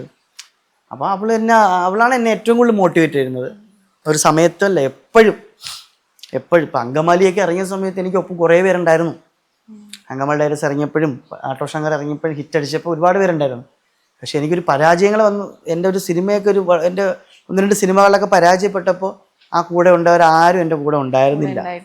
ആ സമയത്ത് എൻ്റെ കുടുംബം മാത്രമേ ഉണ്ടായിരുന്നുള്ളൂ. അപ്പം അന്നും ഇന്നും എല്ലായ്പ്പോഴും ഞാൻ എൻ്റെ ഹൃദയത്തിനോട് ചേർത്ത് പിടിക്കുന്നത് എൻ്റെ കുടുംബത്തെയാണ്. അവരും അങ്ങനെ തന്നെയാണ്. ഇപ്പം നാളെ ഞാൻ ഷോയിൽ പോകുമ്പോൾ ഒരുപക്ഷെ ഈ കുടുംബത്തിൻ്റെ കഥ പറഞ്ഞ് കരയണമെന്നില്ല, അല്ലെങ്കിൽ ഈ കുടുംബത്തിൻ്റെ കാര്യം പറഞ്ഞിട്ട് ഞാൻ മാറി ഇരുന്നിട്ട് ഡാർക്ക് അടിച്ചിരിക്കണമെന്നില്ല. കാര്യം എന്തുകൊണ്ടെന്ന് വെച്ചാൽ ഞാൻ അതിൻ്റെ അകത്ത് നിൽക്കുന്നതേ ഇവർക്ക് വേണ്ടിയിട്ടാണ്. അവിടെ ഞാൻ മത്സരബുദ്ധിയോടുകൂടി അവിടുത്തെ കാര്യങ്ങളിൽ ഇടപെട്ട് നല്ലൊരു കണ്ടസ്റ്റൻ്റായിട്ട് നിൽക്കാനേ ഞാൻ ശ്രമിക്കുകയുള്ളൂ. ഇത്രേ ഉള്ളൂ. ഏറ്റവും കൂടുതൽ മിസ് ചെയ്യുന്നത് എൻ്റെ ഫാമിലി തന്നെയായിരിക്കും. ഓക്കെ. അപ്പം ലൈക്ക് 100 ദിവസം നമ്മളൊരു വീട്ടിൽ ക്യാമറയുടെ ചുറ്റും നമ്മൾ നിൽക്കുകയാണ്. അപ്പം എപ്പോഴെങ്കിലും ചേട്ടന് തോന്നിയിട്ടുണ്ടോ 100 ദിവസം ഫേക്ക് ആയിട്ട് ഒരാൾക്ക് ഇരിക്കാൻ പറ്റുമെന്ന്? 100 ദിവസം പോയിട്ട് 10 ദിവസം നിൽക്കാൻ പറ്റുമെന്ന് എനിക്ക് തോന്നുന്നില്ല. ആദ്യത്തെ 2 ദിവസമൊക്കെ നമുക്ക് എന്തെങ്കിലുമൊക്കെ പറഞ്ഞൊക്കെ നിൽക്കാം. എനിക്ക് തോന്നുന്നില്ല അങ്ങനെ ക്യാമറയുടെ മുമ്പിൽ ഒരാൾക്ക് ഫേക്കായിട്ട് നിൽക്കാൻ പറ്റുമെന്ന് എനിക്ക് തോന്നുന്നില്ല. അങ്ങനെ സംഭവിക്കുമെന്ന് അറിഞ്ഞുകൂടാ, കാരണം ഞാൻ അത് അനുഭവിച്ചിട്ടില്ല. അപ്പൊ നമുക്ക് അപ്പാനി ശരത്ത് എന്ന് പറയുമ്പോൾ തന്നെ നമുക്ക് ഒരുപാട് ഷെയ്ഡ്സ്, ഇപ്പൊ ചേട്ടൻ ചെയ്തിട്ടുള്ള ഒരുപാട് ക്യാരക്ടേഴ്സിന്റെ ഷെയ്ഡ്സ് മനസ്സിലേക്ക് വരുന്നുണ്ട്. അപ്പൊ അതുപോലത്തെ ഒരു ക്യാരക്ടറോ അങ്ങനത്തെ എന്തെങ്കിലും നമുക്ക് ബിഗ് ബോസിൽ കാണാൻ പറ്റുമോ ചേട്ടന്റെ? ആവശ്യം വന്നാൽ ചിലപ്പോൾ കണ്ടേക്ക, ആവശ്യം വന്നു കഴിഞ്ഞു. Okay okay. പക്ഷെ ആ ചെയ്ത കഥാപാത്രങ്ങളെക്കാട്ടി സ്ട്രോങ് ആയിരിക്കും, അത്രേ ഉള്ളൂ. സിനിമയിൽ അത്രയും ചെയ്തിട്ടില്ലെന്നേ ഉള്ളൂ. ഒന്നുമല്ല, സിനിമാ നടനായിട്ട് ഒരിക്കലും ഞാൻ നിൽക്കില്ല. ഞാനൊന്ന് വ്യക്തിയായിട്ട് മാത്രമേ ബിഗ് ബോസ് ഷോയിൽ നിൽക്കുള്ളൂ. സിനിമയല്ല അവിടെ, അത് സിനിമയല്ല. അപ്പം ഞാനെന്നൊരു വ്യക്തി എന്താണ്, ആ വ്യക്തിയുടെ നിലപാടുകൾക്കനുസരിച്ച് ഞാൻ നിൽക്കുള്ളൂ. പക്ഷെ എന്നാലും ചില അവസ്ഥകളിൽ, ചില മുഹൂർത്തങ്ങളിൽ ഞാൻ ചെയ്തിട്ടുള്ള കഥാപാത്രങ്ങളോടൊന്ന് കയറി ഇറങ്ങി പോകുന്നതിൽ തെറ്റില്ല. അത് ആവശ്യം ഉണ്ടെങ്കിൽ എടുക്കും. എല്ലായ്പ്പോഴും ഞാൻ അത് എടുക്കണമെന്ന് ആഗ്രഹിക്കുന്നില്ല. ഞാൻ നേരത്തെ പറഞ്ഞ പോലെ ആവശ്യം ഉണ്ടെങ്കിൽ ചിലപ്പോൾ. ഈ സിനിമയിലേക്ക് ഇപ്പൊ വന്നിട്ട് 8 വർഷമായി എന്ന് പറഞ്ഞല്ലോ. അപ്പൊ ഈ 8 വർഷത്തിന് മുന്നേ ഉള്ള ശരത്തേട്ടനെയാണോ നമ്മൾ ബിഗ് ബോസിൽ കാണാൻ പോകുന്നത്? അതാ, അങ്ങനെ വരട്ടെ. അത് ഭയങ്കര അടിപൊളിയായിരിക്കും. ആ ശരത്താണ് എനിക്കിഷ്ടം. എനിക്കിഷ്ടം ആ ശരത്തിനെയാണ്. കാരണം എന്ത് പറഞ്ഞാലും ചാടി നിൽക്കും, ഒരു തരത്തിലും വെറുതെ ഇരിക്കില്ല, എന്തിനു മുന്നേ നിൽക്കും. ആരിറങ്ങി പോടാന്ന് പറഞ്ഞാലും ഓക്കെ ആയിക്കോട്ടെ, പോയിട്ട് തിരിച്ചു വരും. എന്തിനും കട്ടയ്ക്ക് നിൽക്കും. ഭയങ്കരമായിട്ട് ഡൗൺ ടു എർത്ത്. ഇപ്പോഴും ഡൗൺ ടു എർത്ത് തന്നെയാണ്. അന്ന് കുറച്ച് കൂടുതൽ ഡൗൺ ടു എർത്താന്ന് പറയാം. അങ്ങനത്തെ ഒരു ശരത്ത് ഉണ്ടായിരുന്നു. എല്ലാ പരിപാടിക്കും മുന്നേ നിൽക്കുക, ഒന്നും പ്രതീക്ഷിച്ച് നിൽക്കില്ല. ഇന്നത് കിട്ടും, ഇന്ന ആൾക്കാരിൽ നിന്ന് ഇന്നത് കിട്ടും എന്ന ഒരു പ്രതീക്ഷയിലും അല്ല എൻ്റെ ജീവിതം മുന്നോട്ട് പോയിക്കൊണ്ടിരുന്നത്. അപ്പം ആ ശരത്ത് അടിപൊളിയായിരുന്നു. ഇപ്പം അങ്ങനെ അല്ലല്ലോ, ഇപ്പോൾ വേറെ മാറി. ഇപ്പം സിനിമയിലൊക്കെ വരുമ്പോൾ എന്ന് വെച്ച് കഴിഞ്ഞാൽ കുറേ അധികം കമ്മിറ്റ്മെൻറ്റുകളായി. അപ്പം നമുക്ക് വളരെ ശ്രദ്ധയോടുകൂടി നിൽക്കണം, നന്നായിട്ട് ജോലി ചെയ്യണം, കുടുംബം നോക്കണം. അപ്പോൾ കുറേ പ്രതിബദ്ധതകൾ കൂടുന്തോറും രീതികൾക്ക് മാറ്റം വരും. അവരുടെ സംസാര രീതികൾക്കാണെങ്കിലും അവരിടപെടുന്ന കാര്യത്തിലാണെങ്കിലും അവർ ചെന്ന് എത്തിപ്പെടുന്ന സാഹചര്യമാണെങ്കിലൊക്കെ അവർ ജീവിതത്തിൽ നിന്ന് കുറേ മാറ്റങ്ങൾ വരും.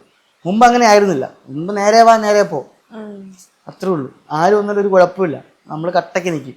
ആ ഒരു ശരത്തിന് എനിക്ക് തിരിച്ചു കൊണ്ടുവരാൻ പറ്റിയാൽ അടിപൊളിയായിരിക്കും. ഒരുപാട് വർഷമൊന്നുമില്ലല്ലോ, 10 കൊല്ലം ബാക്കോട്ട് പോയാൽ മതി, ഈസി. ലൈക് ബിഗ് ബോസിൽ വരുന്ന ഓരോ ആളുടെയും എയിം എന്ന് പറഞ്ഞാൽ കപ്പായിരിക്കും അല്ലേ? അതെ. ആ കപ്പ് കിട്ടി എന്ത് ചെയ്യും? കപ്പ് കിട്ടി ഞാൻ വീട്ടിൽ കൊണ്ടുപോയിക്കും, പിന്നെ അല്ലാതെ എന്ത് ചെയ്യും? അല്ല, ഞാൻ ബിഗ് ബോസിൽ ഞാൻ വിന്നർ ആവുകയാണെങ്കിൽ എനിക്ക് അത് ചെയ്യണം, ഇത് ചെയ്യണം, അങ്ങനത്തെ ഓരോ ആഗ്രഹങ്ങളൊക്കെ ഉണ്ടാവില്ലേ? അവിടെ നിന്ന് ചിരിക്കണ്ട, എന്നെ അവിടെ നിന്ന് കളിയാക്കോ. കപ്പ് കിട്ടിയ വീട്ടിൽ കൊണ്ടു വെക്കുന്നു. കപ്പ് കിട്ടിക്കഴിഞ്ഞാൽ എന്താ, വിന്നർ അടിക്കുക എന്നുള്ള അപ്പുറത്തേക്ക് വേറൊരു ചിന്തയില്ല. നമ്മളൊരു പരിപാടിക്ക് പോകുമ്പോൾ, നമ്മളൊരു സിനിമ ചെയ്യുമ്പോഴാണെങ്കിൽ നമ്മൾ എന്ത് തന്നെയാലും അതിന്റെ സക്സസ് ആണ് നമ്മളെല്ലാവരും ആഗ്രഹിക്കുന്നത്. ഇപ്പം ഞാൻ ഇപ്പോൾ ഷോയിലേക്ക് പോവുകയാണെങ്കിൽ, എന്നെ ഷോയിൽ നിന്ന് വിളിച്ച് ഞാൻ ഷോയിൽ പോവുകയാണെങ്കിൽ എൻ്റെ ലക്ഷ്യം 100 ദിവസം തികച്ച് നിൽക്കുക കപ്പ് നേടാം. കപ്പ് നേടുക, അത്രേ ഉള്ളൂ. പിന്നെ കപ്പ് നേടിയതിന് ശേഷം ഉള്ളത് അത് അപ്പം ചിന്തിച്ചാൽ പോരെ, അത് അപ്പം ചിന്തിച്ചാൽ മതിയായിരിക്കും. അതിനു മുമ്പ് മുൻകൂട്ടി പ്രെഡിക്റ്റബിൾ ചെയ്യണ്ട. ആദ്യം കപ്പ് നേടട്ടെ, അതിനുവേണ്ടി എന്ത് ചെയ്യാന്നുള്ള ആലോചിക്കും. കപ്പ് നേടിയതിന് ശേഷം ഉള്ളത് അപ്പോഴല്ലേ. സിനിമയിൽ തന്നെ തുടരുമോ? ഉറപ്പല്ലേ? അയ്യോ അത് നമ്മളെ ബ്ലഡ് അല്ലേ. അയ്യോ അത് വിട്ടിട്ടൊരു പരിപാടി ഇല്ലാത്തൊരു പരിപാടിയില്ല. അത് വിട്ടിട്ടുള്ളൊരു പരിപാടിയില്ല. Cinema 24 hours cinema cinema cinema cinema എന്നുള്ള ഒറ്റ ചിന്തയുള്ളൂ. ഷോയിൽ നിന്ന് ഞാൻ പോയിട്ട് ഷോയിൽ നിന്ന് ഇറങ്ങി വിന്നർ അടിച്ചിറങ്ങുകയാണെങ്കിലോ അതിന് മുമ്പ് ഔട്ടായിട്ട് ഇറങ്ങുകയാണെങ്കിലോ എങ്ങനെ ഇറങ്ങിയാലും മുമ്പ് എന്താണോ ചെയ്തുകൊണ്ടിരുന്നത് അതിന് പുറകെ യാത്ര ചെയ്ത് പോവാ. പിന്നെ അത്രേ ഉള്ളൂ. സിനിമയ്ക്ക് പകരം അപ്പുറത്തേക്ക് മാറ്റി വയ്ക്കുക ഒന്നും തന്നെ ഇല്ല. ഇതുവരെ ഈ 6 സീസണിൽ കണ്ട ലാലേട്ടൻ കുറച്ച് സോഫ്റ്റ് ആയിരുന്നു എന്നൊക്കെയാണ് മിക്ക സിറ്റുവേഷനിലും സോഫ്റ്റ് ആയിട്ടാണ് ലാലേട്ടൻ ബിഹേവ് ചെയ്തിട്ടുള്ളത്. പക്ഷെ ഈ സീസൺ 7ന്റെ പ്രൊമോയില് ഭയങ്കര അഗ്രസീവ് ആയിട്ടൊരു ലാലേട്ടനാണ് നമ്മൾ കാണുന്നത്. 7ന്റെ പണി എന്നൊക്കെയാണ് ലൈക്ക് പ്രൊമോയിലൊക്കെ കൊടുത്തിട്ടുള്ളത്. അപ്പം ഈ ഒരു സീസണിൽ ലാലേട്ടൻ കുറച്ച് അഗ്രസീവ് ആയിട്ട് പെരുമാറുമെന്ന് തോന്നുന്നുണ്ടോ? അങ്ങനെ ലാലേട്ടൻ എങ്ങനെയാണ് ഇതിനെ ബിഗ് ബോസ് സീസൺ 7 എങ്ങനെയാണ് ലാലേട്ടൻ ഹാൻഡിൽ ചെയ്യണമെന്ന് എനിക്കറിയില്ല. പക്ഷെ എങ്ങനെ ചെയ്താലും ഞാൻ എൻ്റെ വളരെ കുഞ്ഞുനാൾ മുതൽ ലാലേട്ടൻ MG കോളേജിൽ പഠിക്കുന്ന കാലം തൊട്ടുള്ള കഥകൾ കേൾക്കാനും അല്ലെങ്കിൽ അദ്ദേഹത്തിൻ്റെ സിനിമയിൽ വരുന്നതിന് മുമ്പുള്ള കഥകൾ കേട്ട് ആസ്വദിച്ച് പല സഭകളിലിരുന്ന് അദ്ദേഹത്തിൻ്റെ ജീവിത കഥകളും അല്ലെങ്കിൽ അഭിനയിച്ചിട്ടുള്ള കഥകളൊക്കെ പറഞ്ഞ് ഞങ്ങൾ എല്ലാം ഇപ്പോഴും ഈ സമയങ്ങളോടുകൂടി നമ്മളെ ചർച്ചകൾ എപ്പോഴും വരുന്ന ഒരാളാണ് ലാലേട്ടൻ. അറിയാമല്ലോ, ഇവിടെ ലാലേട്ടൻ ആ സിനിമയിൽ അങ്ങനെ ഇന്നലെ രാത്രി കൂടി ഞാനൊരു ലാൽ സാറിനെ കുറിച്ചൊരു സിനിമയുടെ സീനിനെ കുറിച്ച് സംസാരിച്ചുള്ളൂ. എല്ലാം ഇപ്പോഴും അങ്ങനെ ആയിരിക്കുമല്ലോ. ഒരുപക്ഷെ സിനിമയെക്കാട്ടി റിയൽ ലൈഫ് നമ്മൾ ഏറ്റവും കൂടുതൽ സംസാരിക്കും. നമ്മൾ ബോയ്സ് ആയതുകൊണ്ട് എപ്പോഴും നമ്മൾ സംസാരിക്കാറുണ്ട്. അവിടെ അന്ന് MG കോളേജിൽ എനിക്ക് ഓർമ്മയുണ്ട്, പണ്ട് കേട്ട കഥ ലാലേട്ടൻ MG കോളേജിൽ മറ്റേ RX 100 ബൈക്കിലൊക്കെ പണ്ട് പോയിട്ടുള്ള കഥ, സെക്രട്ടേറിയറ്റിന് മുമ്പിലൊക്കെ യൂണിവേഴ്സിറ്റി കോളേജിലൊക്കെ വൻ പരിപാടിയായിരുന്നു അദ്ദേഹം. അപ്പം അങ്ങനെ ഒരു പണ്ട് മുതലേ ലാലേട്ടൻ ലാലേട്ടൻ ലാലേട്ടൻ ലാലേട്ടൻ ലാലേട്ടൻ ലാലേട്ടൻ എന്ന് പറഞ്ഞിട്ടുള്ള ഒരു വലിയൊരു ഫാൻ ബോയ് ആണ് ഞാൻ. അപ്പം ഇപ്പോഴും ഞാൻ അദ്ദേഹത്തിനെ ഏറ്റവും കൂടുതൽ ഇഷ്ടപ്പെടുന്ന ഒരാളാണ്. അപ്പം ലാലേട്ടൻ നാളെ അവിടെ വന്നിട്ട് എന്നോട് ചൂടാവുകയോ ദേഷ്യപ്പെടുകയോ ഞങ്ങളോട് ദേഷ്യപ്പെടുകയോ എന്ത് ചെയ്താലും അത് ഇരുകയിൽ നീട്ടി സ്വീകരിക്കുക തന്നെ, അപ്പുറത്തേക്ക് വേറെ ഒന്നുമില്ല. വെളിപാടിന്റെ പുസ്തകത്തിൽ ഞങ്ങൾ ഒരുമിച്ച് അഭിനയിച്ചതാണ്. അദ്ദേഹത്തിനൊപ്പം എനിക്ക് അങ്ങനെ ഒരു ഏറ്റവും വലിയ ഭാഗ്യം ഉണ്ടായി. അപ്പൊ എന്നെ അറിയാം സാറിന്, ചേട്ടനെ എന്നെ അറിയാം, എൻ്റെ വൈഫിനെ അറിയാം. എല്ലാം ഇപ്പോഴും നമ്മൾ കഴിഞ്ഞ കുറച്ച് നാൾക്ക് മുമ്പ് കൂടി കണ്ടതാണ്. എന്നോട് വല്ല ദേഷ്യപ്പെട്ട് എന്തെങ്കിലും പറയുകയാണെങ്കിൽ അത് എന്നോടുള്ള സ്നേഹം കൊണ്ട് ആണെന്ന് ഞാൻ വിശ്വസിക്കും. ഞാൻ നന്നായി കളിക്കാനായിട്ടോ അല്ലെങ്കിൽ ഞാൻ പോകുന്ന വഴികൾ കറക്റ്റ് അല്ലാഞ്ഞിട്ടായിരിക്കുമല്ലോ ഒരു ജ്യേഷ്ഠൻ വഴക്ക് പറയുന്നത്. അങ്ങനെ കാണുള്ളൂ. പിന്നെ എന്ത് പറഞ്ഞാലും നമ്മളെ ലാലേട്ടനല്ലേ സംസാരിക്കണ നമ്മളടുത്തല്ലേ. വഴക്ക് പറഞ്ഞാലും അദ്ദേഹം ചിരിച്ചാലും വഴക്ക് പറഞ്ഞാലും സംസാരിക്കണം നമ്മുടെ അടുത്തല്ലേ. അതൊരു വലിയ പ്രിവിലേജ് ആയിട്ടാണ് ഞാൻ കാണുന്നത്. വലിയ കാര്യമില്ല. ലാലേട്ടൻ ചൂടായോ വിഷമാവുമായിരിക്കും ആ സമയത്ത്. പക്ഷെ എന്നാലും അത് കുഴപ്പമില്ല. അതൊക്കെ മനസ്സിലൊന്നും വെക്കാത്തൊരു മനുഷ്യനാണല്ലോ. വളരെ ഓപ്പൺ ആയിട്ടുള്ളൊരു ആളല്ലേ. തിരുവനന്തപുരത്ത് അരുവിക്കര എന്ന് പറഞ്ഞൊരു സ്ഥലത്ത് നിന്ന് സിനിമയിലേക്ക് എത്തുക എന്ന് പറഞ്ഞാൽ അത്രയും ഈസി ആയിട്ടൊരു കാര്യമായിട്ട് എനിക്ക് തോന്നുന്നില്ല. അതിൽ ഒരുപാട് പ്രതിസന്ധികൾ നേരിടേണ്ടി വന്നിട്ടുണ്ടാവും. ശരിക്കും പറഞ്ഞാൽ ചേട്ടൻ്റെ ലൈഫിൽ ഫേസ് ചെയ്തിട്ടുള്ള എന്തെങ്കിലും പ്രതിസന്ധികൾ ഉണ്ടെങ്കിൽ എന്തൊക്കെയായിരുന്നു ഞാൻ പറയുന്നേ? അയ്യോ ഈ പ്രതിസന്ധി ഒന്നുകൂടെ പറയാം. സോറി ചേട്ടാ. ഒരു സോറി ഒന്നും വേണ്ട. ഞാനും പ്രശ്നം എനിക്കും സംസാരിക്കുമ്പോ ഇങ്ങനെ വരുമ്പോ എന്തെങ്കിലും ഉണ്ടെങ്കിൽ ക്ലിയർ ആയിക്കോണേ. കുഴപ്പമില്ലല്ലോ. ഇതൊന്നും പൊന്നിച്ചേട്ടൊന്നുമില്ല, ടെൻഷനാ. എന്താ ഞാനിപ്പോ എന്തൊക്കെയാണ് പുതിയ വിശേഷങ്ങൾ ചേട്ടന്റെ? ലാസ്റ്റ് തിയേറ്ററിൽ എത്തിയ സിനിമ ജങ്കാർ എന്നൊരു മലയാള സിനിമയാണ്. അടുത്ത തിയേറ്റർ റിലീസാകാൻ പോകുന്നത് അനന്തൻകാട്. അതിന്റെ ടീസർ ഇറങ്ങി. ഭയങ്കര അടിപൊളി ടീസർ ആയിരുന്നു. ഷൂട്ട് തുടങ്ങാനിരിക്കുന്നത് പൊന്നുലകം എന്ന് പറയുന്ന തമിഴില് നായകനായിട്ടുള്ളൊരു സിനിമ. അതാണ് ഇപ്പൊ അടുത്ത ഷൂട്ട് ആരംഭിക്കാൻ പോകുന്നത്. ചേട്ടാ തിരുവനന്തപുരത്ത് അരുവിക്കര എന്നുള്ള സ്ഥലത്തു നിന്നാണ് ചേട്ടൻ വരുന്നത്. അപ്പം സത്യം പറഞ്ഞാൽ ലൈക്ക് ചേട്ടൻ സിനിമയിലേക്ക് വരാനുള്ള ഒരു ജേർണി എന്ന് പറഞ്ഞാൽ അത്ര ഈസി ആയിരുന്നില്ല. ഒരുപാട് പ്രതിസന്ധികൾ നേരിടേണ്ടി വന്നിട്ടുണ്ടാവും അല്ലേ? അതെ അതെ അതെ അതേന്ന് പറഞ്ഞാൽ നിർത്തരുത്, കുറച്ചും കൂടെ പറയണം. അതെ, എന്റെ വീട് തിരുവനന്തപുരത്ത് അരുവിക്കര എന്ന് പറയുന്ന സ്ഥലത്താണ് എന്റെ വീട്. വളരെ കുഞ്ഞുനാൾ മുതൽ നാടകത്തിൽ നിൽക്കുന്ന ഒരാളാണ് ഞാൻ. അറിയാമല്ലോ, മുമ്പ് പല സിനിമകളുടെ ഇന്റർവ്യൂയുടെ ഭാഗമായിട്ട് ഞാൻ സംസാരിച്ചിട്ടുള്ള കാര്യമാണ്. അപ്പോൾ വീടിൻ്റെ തൊട്ടടുത്ത് തന്നെ കലാമന്ദിരം എന്നൊരു നാടക സമിതി ഉണ്ടായിരുന്നു. അവിടെയാണ് ഞാൻ എൻ്റെ പഠനകാല സമയത്ത് മുഴുവൻ സമയവും സ്കൂളിലെ സമയം കഴിഞ്ഞിട്ട് മുഴുവൻ സമയം ചിലവഴിച്ചിരുന്നത് അവിടെയാണ്. അപ്പോൾ അവിടെ നാടകം, പാട്ട്, ഡാൻസ് എല്ലാം പഠിപ്പിക്കുന്ന ഒരു ടീച്ചറുണ്ട്. ടീച്ചറിൻ്റെ പേര് കല എന്നാണ്. അപ്പോൾ ആ ടീച്ചറിൻ്റെ ഒരു പെറ്റായിരുന്നു ഞാൻ. ടീച്ചറായിരുന്നു എൻ്റെ ഏകദേശം വളരെ കുട്ടിക്കാലം മുതൽ ടീച്ചറായിരുന്നു എൻ്റെ. സ്കൂൾ പഠനം കഴിഞ്ഞാൽ പിന്നെ എൻ്റെ എല്ലാ കാര്യങ്ങളും നോക്കിക്കൊണ്ടിരിക്കുന്നത്. ടീച്ചറാണ് ആദ്യമായിട്ട് എന്നെ സ്റ്റേജിൽ കയറ്റുന്നത്. ഒരു മോണോ ആക്ട് ആയിരുന്നു എൻ്റെ ആദ്യത്തെ ഐറ്റം. ടീച്ചറിൻ്റെ മകൻ ജിജിക്കുട്ടൻ എന്ന് പറയുന്ന ആളുണ്ട്. അദ്ദേഹം അന്ന് ആ നാട്ടിൽ എഴുത്തുകാരനും നാടക പ്രവർത്തകനാണ്. ഇന്നും നാടക പ്രവർത്തനം ചെയ്യുന്നുണ്ട്. അപ്പോൾ അദ്ദേഹത്തിൻ്റെ പഠനത്തിലൂടെ നമ്മൾ സ്കൂൾ കാലഘട്ടങ്ങളിൽ മൈമും നാടകവും മിമിക്രിയും മോണോ ആക്റ്റും ഡാൻസും എല്ലാ കലാപരിപാടികളും ചെയ്യുമായിരുന്നു. വളരെ കുട്ടിക്കാലത്ത് 2ാം ക്ലാസ്സിലാണ് ആദ്യം മോണോ ആക്ട് അവതരിപ്പിക്കുന്നത്. മോണോ ആക്ട് 3rd പ്രൈസ് ആയിരുന്നു. പക്ഷെ അന്ന് നമുക്ക് അന്നത്തെ ഒരു ഓഡിയൻസിൽ നിന്ന് കിട്ടിയ ഒരു പ്രശംസയും ഒരു കയ്യടിയൊക്കെ അന്ന് വളരെ കുട്ടിക്കാലത്തെ എപ്പോഴൊക്കെയോ ഒരുപക്ഷെ എൻ്റെ ഉള്ളിൽ കയറിയിട്ടുണ്ടാകാം. പിന്നെ അത് കൂടെ കൊണ്ട് നടക്കണമെങ്കിൽ അങ്ങനെ എവിടെയെങ്കിലും ഒരു അനുഭവം ഉണ്ടാകുമ്പോഴാണല്ലോ നമുക്ക് കൂട്ടാൻ പറ്റുന്നത്. അന്ന് മുതൽ പഠനത്തോടൊപ്പം തന്നെ അല്ലെങ്കിൽ കലയും കൂടെ കൂട്ടി. ഒരു ഹയർ സെക്കൻഡറി ജീവിതമൊക്കെ കഴിഞ്ഞതിന് ശേഷമാണ് പഠനത്തിനോടൊപ്പം എന്നതിനെ മാറി ജീവിതത്തിനോടൊപ്പം കലയെ കൂട്ടിയത്. അല്ലെങ്കിൽ ജീവിതം എല്ലാവരും ഒരു ഹയർ സെക്കൻഡറി ജീവിതമൊക്കെ കഴിഞ്ഞിട്ട് നമ്മളൊരു പ്രൊഫഷണൽ കോഴ്സ് എടുത്ത് പോകുമ്പം എൻ്റെ മുന്നിൽ എല്ലാ ചോദ്യങ്ങൾക്കുള്ള ആകെ ഒരു ഉത്തരം എന്ന് പറയുന്നത് ഞാനൊരു ആക്ടർ ആവണം, എനിക്ക് നല്ലൊരു നടനാകണം, അല്ലെങ്കിൽ കലയിൽ ജീവിക്കണം, കലാകാരനാകണം എന്നുള്ളത് തന്നെയായിരുന്നു. സിനിമയല്ല, നാടകം. ഒരു 10ാം ക്ലാസ് ഒക്കെ കഴിയാറൊക്കെ ആകുമ്പം തന്നെ നമുക്ക് നമ്മുടെ വീട്ടിലെ പ്രതിസന്ധികളൊക്കെ വളരെയധികം മോശം പ്രതിസന്ധികളാണ്. പക്ഷെ അതിൽ സന്തോഷം കൊണ്ടൊരാളാണ്. അതായത് അച്ഛനും അമ്മയൊക്കെ ഡെയിലി ജോലിക്ക് പോയി ജീവിക്കുന്ന ആൾക്കാരാണ്. അപ്പം അന്നു കിട്ടുന്ന വരുമാനത്തിനനുസരിച്ച് ഉള്ള വരുമാനത്തിൽ അതിൽ സന്തോഷം കണ്ടെത്തി എന്നുള്ളതാണ് സത്യം.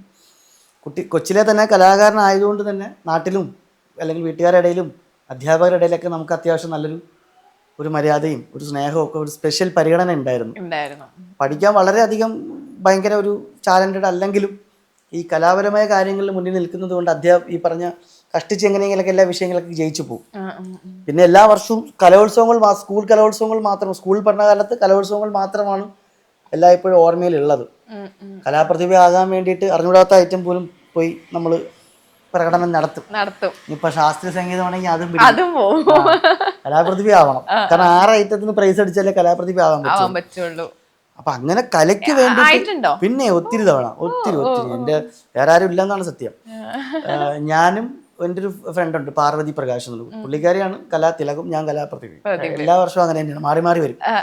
പിന്നെ അന്ന് ഒരുപാട് നല്ല സുഹൃത്തുക്കളുണ്ടായിരുന്നു കുട്ടിക്കാലത്ത്. എനിക്കൊപ്പം നാടകങ്ങൾ ചെയ്ത ഒരുപാട് സുഹൃത്തുക്കൾ. എല്ലാവരും ഇപ്പം ഇല്ല, പല ആൾക്കാരും പല മേഖലയിൽ തിരിഞ്ഞു പോയി. കുറച്ച് ആൾക്കാർ ഇപ്പോഴും നാടകത്തിൽ തന്നെ വളരെ സജീവമായിട്ട് നിൽക്കുന്നുണ്ട്. +2 വരെ പഠിക്കുന്നതിനോടൊപ്പം തന്നെ പലതരത്തിലുള്ള ജോലികൾക്ക് പോകുമായിരുന്നു പണ്ട് മുതലേ. അങ്ങനെ ഒരു സ്വഭാവം എനിക്കുണ്ട്.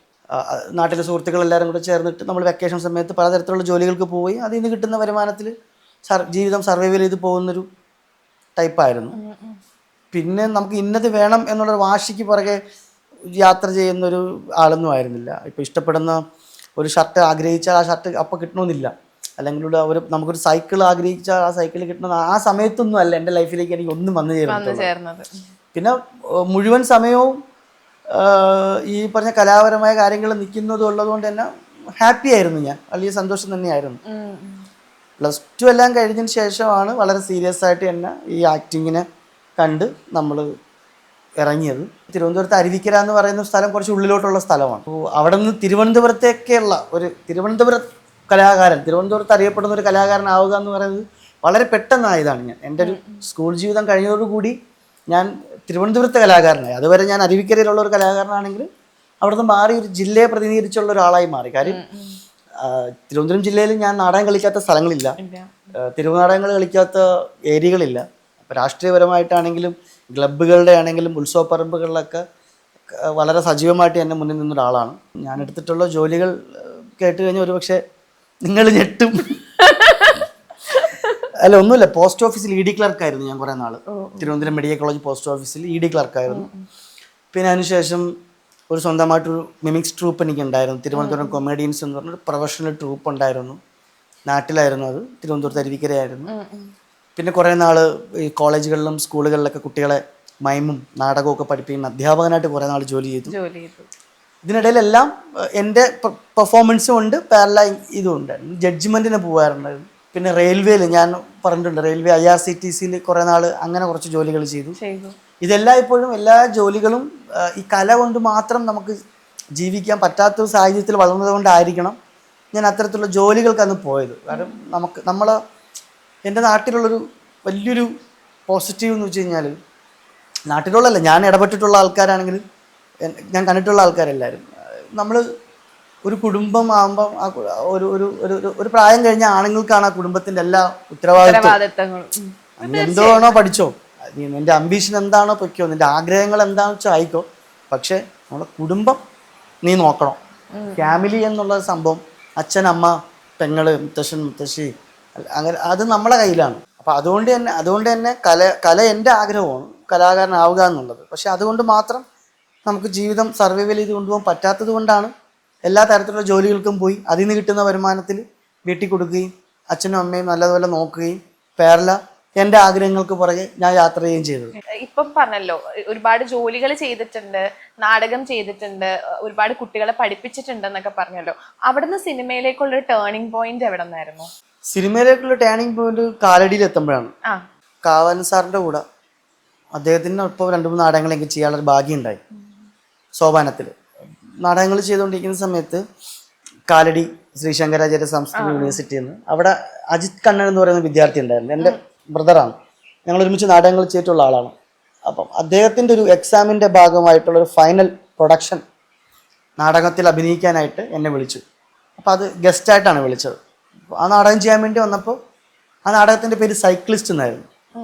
സൈക്ലിസ്റ്റ് നാടകം ഒരുപക്ഷെ എൻ്റെ ജീവിതവുമായിട്ട് ഭയങ്കര കോർത്തിണക്കുന്നൊരു നാടകമായിരിക്കും. കാരണം സൈക്ലിസ്റ്റ് തൻ്റെ ബൈസൈക്കിളിൽ ലോകം മുഴുവൻ ചുറ്റിക്കാണാൻ ആഗ്രഹിക്കുന്ന ഒരു ചെറുപ്പക്കാരൻ്റെ കഥയാണ്. ഓൾമോസ്റ്റ് എൻ്റെതും ജീവിതവും അങ്ങനെ തന്നെയാണ്. ഞാൻ വളരെ കുഞ്ഞിലെ ഈ അഭിനയമൊന്നും പറഞ്ഞിറങ്ങി, അല്ലെങ്കിൽ കലയ്ക്ക് വേണ്ടിയിട്ട് ഇറങ്ങിയിട്ട് ചെയ്യാത്ത യാത്രകളില്ല, പോവാത്ത ഇടങ്ങളില്ല. അപ്പം കറങ്ങി തിരിഞ്ഞ് എത്തുന്നിടത്ത് വീണ്ടും എവിടെ പോയാലും കറങ്ങി ഒരു സ്ഥലത്ത് നമ്മൾ എത്തിക്കൊണ്ടേയിരുന്നു. ആദ്യം തന്നെ സൈക്ലിസ്റ്റ് എന്ന് പറയുന്ന നാടകം കാലടി യൂണിവേഴ്സിറ്റിയിൽ ചെയ്തു. അത് വലിയ രീതിയിലുള്ള സംസാരമായി. അത് സംസാരമായെന്ന് വെച്ച് കഴിഞ്ഞാൽ ആ നാടകത്തിന് നല്ല രീതിക്കുള്ള റീച്ച് കിട്ടി. അധ്യാപകർക്കിടയിൽ നല്ലൊരു ടോക്ക് വന്നു. അതിനുശേഷം അക്കാഡമിയുടെ കീഴിൽ ആ നാടകം 1-2 സ്ഥലങ്ങളിൽ അല്ലാതെ കളിക്കാൻ പറ്റി. ഒരുപാടധികം മത്സര വേദികളിൽ എനിക്കത് പെർഫോം ചെയ്യാൻ പറ്റി. അതിനുശേഷം ഞാൻ ആ കോളേജിൽ അഡ്മിഷൻ എടുത്തു. അത് ഭയങ്കര ട്വിസ്റ്റാണ്. അത് ഞാൻ നാടകം ചെയ്യാൻ വേണ്ടി വന്നപ്പോഴാണ് എനിക്ക് മനസ്സിലായത്, ഞാനിങ്ങനെ കറങ്ങി നടക്കുന്ന ഒരാളാണ് ഈ കലയെന്നും പറഞ്ഞിട്ട്. എനിക്ക് എവിടെയെങ്കിലും എന്നെ ഒന്ന് ലോക്ക് ചെയ്യണം, അതെനിക്ക് അവിടെയാണ് കിട്ടിയത്. കാര്യം എല്ലാം ഉണ്ട് അവിടെ. ക്രിയേറ്റീവായിട്ട് നിൽക്കുന്ന, എനിക്കൊപ്പം ക്രിയേറ്റീവായിട്ട് നിൽക്കുന്ന ഒരുപാടധികം ആൾക്കാരുണ്ട്. എൻ്റെ നാടകങ്ങൾ പഠിക്കാനായിട്ടുള്ള ഓപ്ഷൻസ് ഒത്തിരിയാണ്. അപ്പം എനിക്ക് മനസ്സിലായി, ഇതുവരെ പഠിച്ചതൊന്നും അല്ല, അല്ലെങ്കിൽ ഇതുവരെ ചെയ്തുകൊണ്ടിരുന്നതല്ല അഭിനയം, ഇവിടുന്ന് കുറേ കാര്യങ്ങൾ പഠിക്കാനുണ്ട് എന്നുള്ളതൊരു ബോധത്തിലാണ് ഞാൻ അവിടെ തിയേറ്ററിൽ അഡ്മിഷൻ എടുത്തത്. അഡ്മിഷൻ എടുക്കുമ്പോഴേ എൻ്റെ അധ്യാപകരുടെയും അവിടുത്തെ സുഹൃത്തുക്കളുടെയും വളരെയധികം സപ്പോർട്ട് ഉണ്ടായിരുന്നു. അവിടെ അഡ്മിഷൻ എടുത്ത് അവിടുത്തെ പഠനകാലം, യൂണിവേഴ്സിറ്റിയിലെ നാടക പഠനകാലം ആരംഭിച്ചു. ഫസ്റ്റ് ഇയർ കഴിഞ്ഞു. സെക്കൻഡ് ഇയർ എത്തുമ്പോഴാണ് കോളേജിൽ അങ്കമാലി ഡയറീസ് എന്ന എൻ്റെ ആദ്യ സിനിമയുടെ ഓഡീഷൻ വരുന്നത്. അങ്ങനെ ഓഡീഷൻ അറ്റൻഡ് ചെയ്തു. ഓഡീഷനിലൂടെയാണ് ഞാൻ സിനിമയിലേക്ക് എത്തിയത്. അറിയാലോ. അതെ.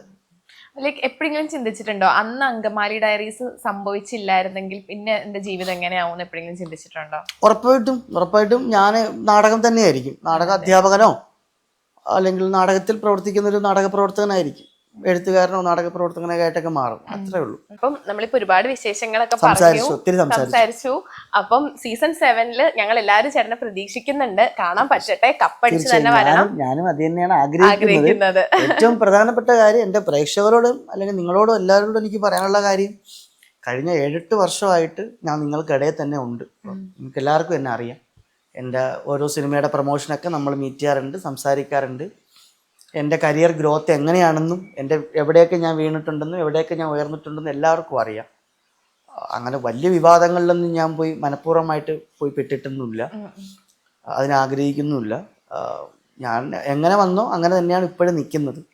ഇപ്പം ഒരു പുതിയൊരു മേഖലയിലേക്ക് അല്ലെങ്കിൽ പുതിയൊരു സ്റ്റൈലിൽ അല്ലെങ്കിൽ പുതിയൊരു രീതിയിൽ പുതിയൊരു പരിപാടിയിലേക്ക് എന്നെ അവർ കാണുകയാണെങ്കിൽ എല്ലാവർക്കും എന്നെ ഇഷ്ടപ്പെടണം, എല്ലാവരും എന്നെ സ്നേഹിക്കണം. ഞാൻ ചെയ്യുന്നതിൽ എന്തെങ്കിലുമൊക്കെ ഒരു സത്യസന്ധമായ കാര്യങ്ങൾ ഉണ്ടെന്ന് നിങ്ങൾക്ക് ബോധ്യം വരികയാണെങ്കിൽ ഉറപ്പായിട്ടും ഒരു വീട്ടിലുള്ള ഒരു അനുജനെ പോലെ കണ്ട് ഒരു മകനെ പോലെ കണ്ട് നിങ്ങളെല്ലാവരുടെയും സപ്പോർട്ടും പ്രാർത്ഥനയൊക്കെ ഉണ്ടാവണം. ഇത്രേ എനിക്ക് ഓഡിയൻസിനോട് പറയാനുള്ളൂ. പിന്നെ ഇനി ഒരുപാട് ദൂരം യാത്ര ചെയ്യാനുണ്ട്. അത് ഈ പറയുന്ന ബിഗ് ബോസ് എന്ന് പറയുന്ന ഷോ മാത്രമല്ല, ഷോയിൽ പോയില്ല എന്നുള്ളതല്ല, ഒത്തിരി കാര്യങ്ങൾ ഇനിയും ചെയ്യാനുണ്ട്. ഒത്തിരി വലിയ വലിയ കമ്മിറ്റ്മെൻറ്റുകൾ എനിക്കുണ്ട്. അതൊക്കെ ചെയ്ത് നന്നായിട്ട് തന്നെ മുന്നോട്ട് പോകണം എന്നെനിക്ക് ആഗ്രഹമുണ്ട്. അപ്പം എല്ലാവരുടെയും സപ്പോർട്ടും പ്രാർത്ഥനയും ഉണ്ടാവണം. എന്തായാലും അതുണ്ടാകുമെന്ന് വിശ്വസിക്കുന്നു. അതുകൊണ്ടാണല്ലോ ഇവിടം വരെയെങ്കിലും എത്താൻ സാധിച്ചത്. അപ്പോൾ തിരിച്ചും ഉറപ്പായിട്ടും എൻ്റെ ഹൃദയത്തിൽ എല്ലാവരോടും സ്നേഹവും അനുഗ്രഹവും പ്രാർത്ഥനയൊക്കെ ഉണ്ടാവും. ഒരിക്കൽ കൂടി എല്ലാവരോടും നന്ദി പറയുന്നു. എല്ലാവിധ ആശംസകളും നേരുന്നു. താങ്ക് യു ചേട്ടാ. Thank you so much.